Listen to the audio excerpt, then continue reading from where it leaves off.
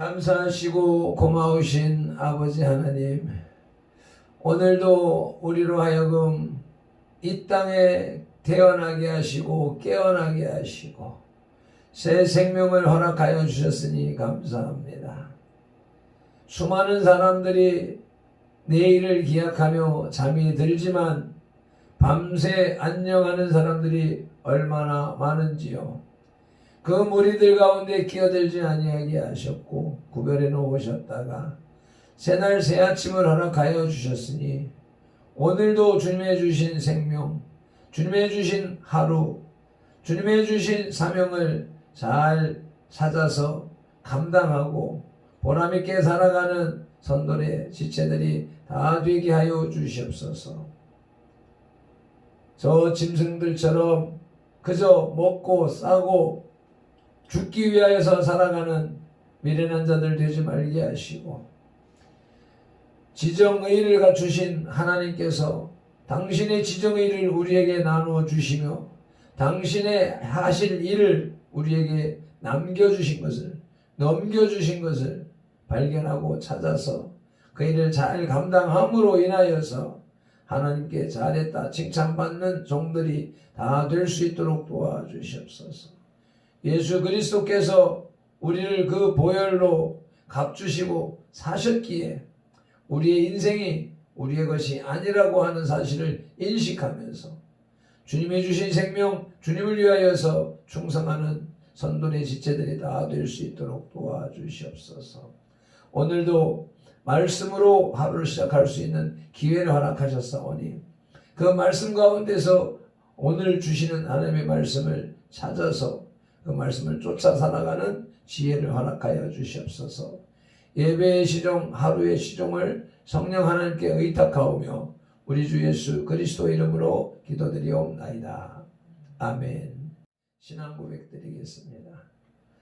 전능하사 천지를 만드신 하나님 아버지를 내가 믿사오며 그 외아들 우리 주 예수 그리스도를 믿사오니 이는 성령으로 잉태하사 동정녀 마리아에게 나시고 본디오 빌라도에게 고난을 받으사 십자가에 못 박혀 죽으시고 장사한 지 사흘 만에 죽은 자 가운데서 다시 살아나시며 하늘에 오르사 전능하신 하나님 우편에 앉아 계시다가 저리로서 산자와 죽은 자를 심판하러 오시리라.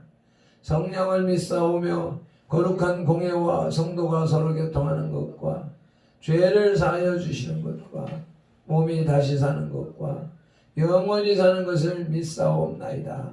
아멘. 오늘의 말씀 사도행전 8장 32절로 35절 말씀입니다. 다 같이 시작. 이는 성경 구절은 이것이니 일렀으되 그가 도살자에게로 가는 양과 같이 끌려갔고 털 깎는 자 앞에 있는 어린 양이 조용함같이 그 입을 열지 아니하였도다.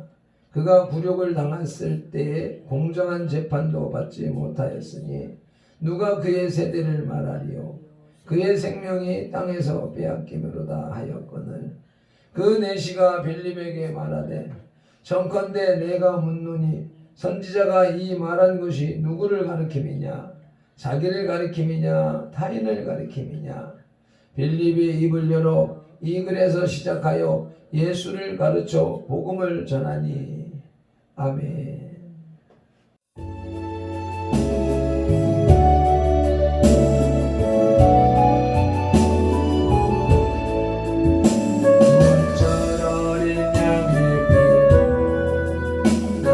삶의 문이 열렸네. 저 어둠의 권세는 힘이 없네. 주 보혈의 능력으로 원수가 날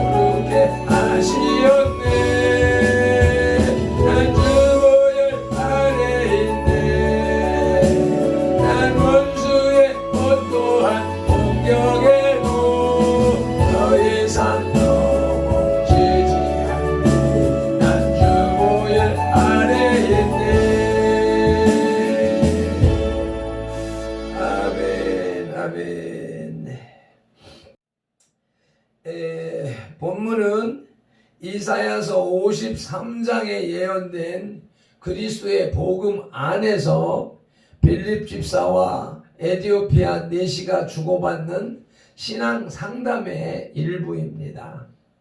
내시의 의문을 빌립이 풀어주고 있지요. 이사야의 예언대로 예수님은 가야바의 뜰에서나 빌라도의 법정에서 어린 양같이 입을 열지 않았습니다. 구차히 변명하지 않았습니다. 반항하지도 않았고요. 대적하지도 않았습니다. 지도하는 이가 없으면 배움이 고달프고 더딥니다. 반면 지도하는 이가 있어야 바르고 빠르게 온전히 배우고 깨달아 더 나은 삶으로 발전할 수 있습니다. 디모데후서 3장 14절은 누구에게 배웠는가가 그 사람의 삶의 질을 결정한다고 가르칩니다. 우리의 만남은 하나님 아버지의 섭리에 의해 그리스도 예수 안에서 성령님의 인도하심에 의한 신앙 공동체로의 만남입니다. 생활 공동체로의 만남입니다. 생명 공동체로서의 만남이 우리 선돌교회의 만남인 것입니다. 아멘이지요. 세상의 그 어떠한 만남보다 귀중한 만남인 것입니다. 가치가 있는 만남인 것입니다. 참으로 복된 만남인 것입니다. 그보다 더 중요한 것은 성령님과의 인격적인 만남입니다. 오늘도 이 말씀을 듣는 중에 성령님의 교제 교통하심이 충만하게 나타나기를 간절히 소망합니다. 오늘 말씀의 제목은 복된 만남을 위한 재언을 지어라마 비전하라 하십니다. 입니다. 에디오피아 간다게의 내시와 빌립의 복된 만남은 첫째로 만남을 위한 하나님의 손길이 있었습니다. 만남을 위한 하나님의 손길에는 첫째로 예비된 섭리가 있었습니다. 에디오피아 간다게 내시는 정식 유대교인은 아닌 유대교의 구약 성경을 읽고 집회에만 참여하는 준회원 격인 사람이었습니다. 유대교회에서는 이와 같은 그가 고적한 사막길에서 구약의 복음장이라 불리는 이사야서 53장을 읽고 있을 때에 빌립 집사를 만나게 된 것은 결코 우연이 아님을 우리는 인정해야 합니다. 그 모든 일들은 하나님의 예비하신 주권적 섭리입니다. 우리는 때로 사막 같은 세상 중에서 나 홀로 내던져진 존재라고 느낄 때가 있을 것입니다. 발핀들이 요즘에 그러한 고뇌 속에 빠져 있습니다. 특히 그리스도의 사명과 고난에 참여한 성도들은 그 고독감이 더합니다. 발핀들이 그렇습니다. 그러나 하나님의 따뜻한 숨결과 지혜로우신 손길은 한순간도 우리 곁에서 분리되어 있지 않음을 기억하십시다. 요한복음 14장 18절에 내가 너희를 고아와 같이 버려두지 아니하고, 히브리서 13장 5절 6절에서는 내가 결코 너희를 버려두지 아니하고 너희를 떠나지 아니하리라고 말씀하셨습니다. 그리스도인들의 삶의 기쁨 속에서는 이웃과 사명을 만나게 되고, 사막 같은 삶의 고독 속에서는 하나님의 깊은 진리를 깨달을 수 있습니다. 지금이 하나님을 만날 만한 때요, 예비한 섭리를 발견할 때입니다. 아멘이지요. 에디오피아 간다기의 내시와 빌립의 복된 만남은 만남을 위한 하나님의 손길이 있다고 하시는데, 그 하나님의 손길 안에는 두 번째로 주어진 능력이 있습니다. 성령님께서는 빌립을 강권적으로 사역의 현장으로 몰아가시는 모습을 26절에서 볼 수 있고, 그곳에서 사명을 다하자 또 다른 곳으로 이끌어 가시는 모습을 39절에서 볼 수가 있습니다. 신앙생활을 하다 보면 하나님께서 때때로 우리의 자유와 인격과 지식을 무시하시고 비인격적으로 다루시는 듯한 감을 느낄 때가 있습니다. 그러나 성도는 나의 능력으로 사는 존재가 아니라 하나님의 능력과 지혜, 즉 성령으로 사는 존재임을 명심해야 합니다. 고린도전서 2장 4절에서 성령의 나타나심과 갈라디아 2장 20절에 내가 그리스도와 함께 십자가에 못 박혔나니 그런즉 이제는 내가 사는 것이 아니요 내 안에 주와 함께 사는 것이라고 고백을 하는 거야. 할 수 있어야 되는 것입니다.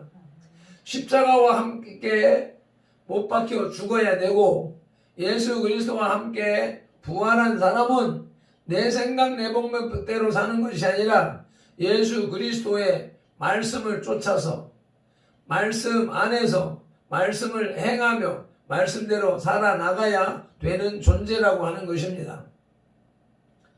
빌립 집사는 생각도 의지도 없는 나약한 사람처럼 보이지만 그리스도인의 성화된 인격자였기 때문에 성령님의 지시에 전폭적으로 순응했던 것입니다.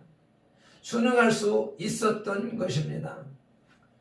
고린도후서 12장 9절에서 바울은 내 능력이 약한 데서 그리스도의 능력이 역사한다고 했습니다. 우리가 겸손하고 겸허해질 때에 비로소 성령님은 우리에게 역사하실 수 있는 것입니다. 더 낮아지고 더 겸손해져서 성령님의 강권하신 섭리와 역사 속에 쓰임받는 저와 여러분들이 되시기를 예수님의 이름으로 축복합니다. 아멘. 복된 만남은 두 번째 대지로 만남의 구심점은 예수 그리스도입니다. 만남의 구심점이 되는 예수 그리스도는 첫째로 성경의 중심이 되시는 분입니다. 32절을 읽으시겠습니다. 읽는 성경 구절은 이것이니 일러스되 그가 도살자에게로 가는 양과 같이 끌려갔고 털 깎는 자 앞에 있는 어린 양이 조용함과 같이 그의 입을 열지 아니하였도다. 내시는 구약 성경 중에서 가장 극명하게 그리스도의 복음 사역을 예언한 부분을 읽고 있었습니다. 그는 인생을 대신해서 고난받아야 할 분이 누구인지 그리고 무슨 의미로서의 고난인지를 34절에서 빌립에게 물었습니다. 기독교로 개종한 유명한 랍비 긴스버그는 자신이 어렸을 때 바로 그 이사야 53장을 읽다가 유대교 랍비였던 자신의 아버지에게 같은 질문을 했다고 합니다. 대답을 회피하는 아버지에게 재차 질문을 했다가 그는 성경을 빼앗기고 뺨을 맞았다고 합니다. 후에 기독교 신자에게서 이 내용이 바로 예수 그리스도를 가리키는 것임을 알고 그는 즉시 복음을 예수 그리스도를 영접했다고 합니다. 이사야 53장뿐 아니라 모든 성경은 명백하게 그리스도와 그의 복음을 증거한다고 성경은 말씀하고 있습니다. 요한복음 5장 39절 말씀을 찾으시겠습니다. 성경의 주제입니다. 성경의 주제는 요한복음 5장 39절에서 명백히 가르쳐주고 있습니다. 함께 합동하시겠습니다. 너희가 성경에서 영생을 얻을 줄 생각하고 성경을 연구하거니와 이 성경이 곧 내게 대하여 증언하는 것이니라. 성경의 주제는 예수 그리스도입니다. 두 번째로 기록 목적은 요한복음 20장 31절입니다. 합동하십니다. 오직 이것을 기록함은 너희로 예수께서 하나님의 아들 그리스도이심을 믿게 하려 하며 또 너희로 믿고 그 이름을 힘입어 생명을 얻게 하려 함이니라. 성경을 기록한 목적 또한 예수 그리스도라고 말씀하고 있습니다. 세 번째로 성경의 내용은 누가복음 24장 27절입니다. 읽습니다. 이에 모세와 모든 선지자의 글로 시작하여 모든 성경에 쓴 바 자기에 관련한 것을 자세히 설명하시니라. 성경의 내용은 예수 그리스도입니다. 성경의 주제도 기록 목적도 내용도 모두 예수 그리스도입니다. 그것을 더 함축하게 되면 예수 그리스도의 피입니다. 이와 같은 사실을 다만 불신자들은 애써 외면하고 무관심할 뿐입니다. 빌립과 내시는 바로 이 성경의 진리 안에서 만났습니다.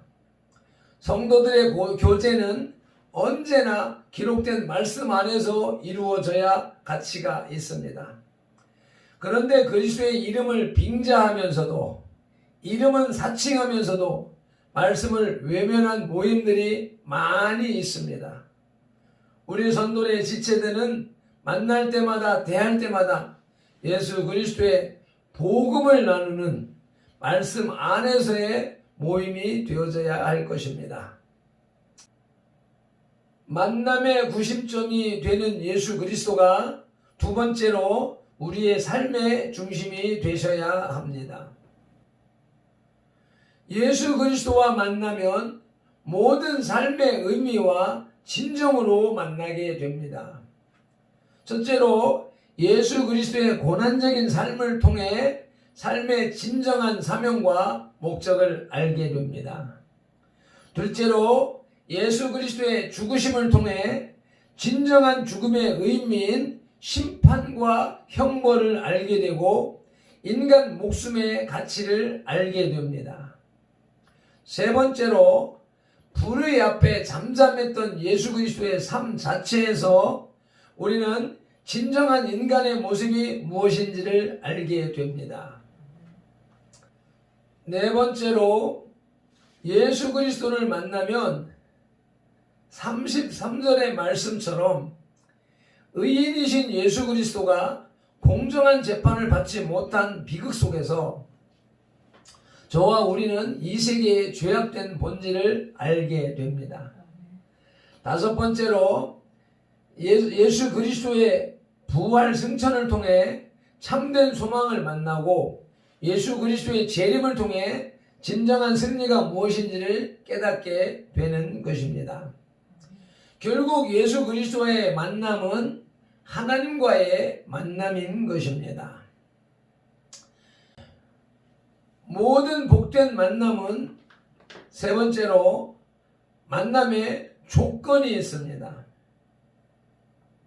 만남의 조건 첫째로는 구도자는 수용심이 있어야 됩니다. 받아들이는 마음이 있어야 되는 것입니다. 성경 마태복음 5장 3절은 이것을 가난한 마음이라고 합니다. 심령이 가난한 자는 복이 있나니 천국에 그들이 것임이요 라고 말씀하고 있습니다. 유대교의 형식 종교로 만족하지 못하고 성경에서 진리를 구하던 에티오피아 내시의 마음이 꼭 필요한 것입니다. 수용성은 모든 생명의 요소이며 신앙적 삶의 필수 요소입니다. 마태복음 13장 23절에 좋은 땅에 씨가 뿌려지고 뿌리를 내리고 자라서 열매를 맺게 됩니다. 마태복음 18장 1절로 4절에서 천국은 어린아이 같이 낮추는 사람이 들어가는 곳입니다. 고린도 후서 6장 11절로 13절은 좁혀진 마음을 넓히라고 말씀하고 있습니다. 히브리서 12장 6절로 8절은 히브리서 12장 6절로 8절 같이 합독하겠습니다. 주께서 그 사랑하시는 자를 징계하시고 그가 받아들이시는 아들마다 채찍질하심이라 하였으니 너희가 참음은 징계를 받기 위함이라. 하나님이 아들과 같이 너희를 대우하시나니 어찌 아버지가 징계하지 않는 아들이 있으리요. 징계는 다 받는 것이거늘 너희에게 없으면 사생자요 친아들이 아니니라. 좋은 땅이 되어야 되고 어린아이와 같은 낮아지는 마음을 가져야 되고 또 넓은 마음을 가져야 되고 마지막 네 번째로는 고난 받기를 각오하고 작정하는 마음을 가져야 그곳에 예수 그리스도와의 만남이 이루어진다라고 하는 것입니다. 그것이 수용심이라고 하는 것입니다. 만남 조건 두 번째로 전도자는 진실한 인격을 갖추어야 합니다. 35절 읽으시겠습니다. 빌립이 입을 열어 이 글에서 시작하여 예수를 가르쳐 복음을 전하니. 빌립 집사는 성경에서 시작하여 예수를 가르쳐 복음을 전했습니다. 성도의 인격은 살아있는 말씀이 되어야 합니다. 말씀의 생활화, 말씀의 일체화가 되어야 한다는 것입니다. 첫째로 말씀으로 삶의 동기를 삼고, 둘째로 말씀을 선전하는 목적으로 살고, 셋째로 말씀의 열매를 남겨야 합니다. 베드로전서 2장 9절입니다. 그러나 너희는 택하신 족속이요 왕같은 제사장들이요 거룩한 나라요 그의 소유가 된 백성이니 이는 너희를 어두운 데서 불러내어 그의 기이한 빛에 들어가게 하신 이의 아름다운 덕을 선포하게 하려 하심이라. 아멘. 택하신 족속으로서 왕같은 제사장, 거룩한 하나님의 백성처럼 살아야 하고, 두 번째로는 어두운 데서 불러내어 기이한 빛에 들어가게 하신 목적을 이루는 삶을 살아야 하고, 아름다운 이의 덕을 선포하는 열매를 남겨야 하는 것입니다. 그리스도의 진실한 인격만이 선교의 큰 무기입니다. 갈라디아 2장 20절 말씀입니다. 내가 그리스도와 함께 십자가에 못 박혔나니 그런즉 이제는 내가 사는 것이 아니요 오직 내 안에 그리스도께서 사시는 것이라. 이제 내가 육체 가운데 사는 것은 나를 사랑하사 나를 위하여 자기 자신을 버리신 하나님의 아들을 믿는 믿음 안에서 사는 것이라. 이러한 믿음이, 이 말씀이 삶의 실체화가 되어져야 되는 것입니다. 우리의 목표는 그것을 목적으로 해야 되고 하루속히 그 속으로 들어가야만이 하나님 앞에 하나님과의 온전한 만남이 있을 수 있을 것입니다. 말씀을 맺습니다. 빌립은 내시가 읽던 이사야 53장 7절로 8절의 말씀을 풀이하면서 예수님의 복음을 증거하기 시작했습니다. 예수님의 재판에서 볼 수 있듯이 은밀한 수사와 비공개 재판치고 공정한 판결을 내리는 법정은 예나 지금이나 없습니다. 정광훈 목사님의 구속도, 김경재 한국자유총연맹 전 총재와 김수열 일파만파 대표도, 그리고 전직 대통령 박근혜 이명박 대통령도 불법 부당한 절차와 방법으로 형을 집행하고 있고, 발핀들도 강화문 버스 인솔자로서 그 길에 들어서 있습니다. 그런 와중에서도 우리는 말씀으로 삶의 동기를 삼고 말씀을 실천하는 목적으로 살고 말씀의 열매를 남기는 삶을 살아야 합니다. 그런 선돌이 다 되시기를 예수님 이름으로 축복합니다. 기도하시겠습니다. 오늘도 귀한 말씀을 우리에게 허락하시오매 감사를 드립니다. 에티오피아 간다게 내시와 빌립 집사의 만남은 결코 우연이 아니었음을 주여나마 비전케 하시니 감사합니다. 우리 선돌교회 만남도 하나님의 깊고 높고 넓고 크신 뜻 가운데서 형성된 만남이라 하시니 그 은혜가 백골난망입니다. 이제 또한 그 만남을 사마리아 같은 신평에 가사로 내려가는 광야 같은 부산 노성에서 확대해 나가라 하시는 주님의 뜻을 알게 하셨으니 이제 그 방법을 알려주시옵소서. 그 권세와 능력을 주시옵소서. 내시와 빌립의 만남을 주선하신 예수 그리스도 이름으로 기도드리옵나이다. 아멘. 힘차게 찬양 올려드리시고 기도하시겠습니다.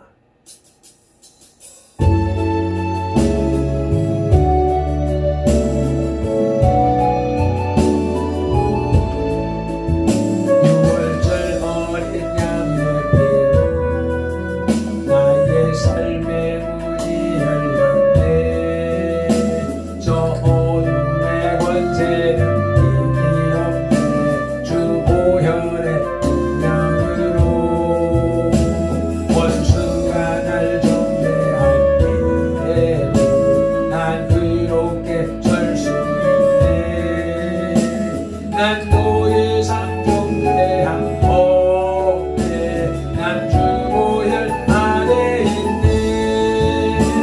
난 주보혈 아래 있네. 그 피로 내를 사했네. 하나님은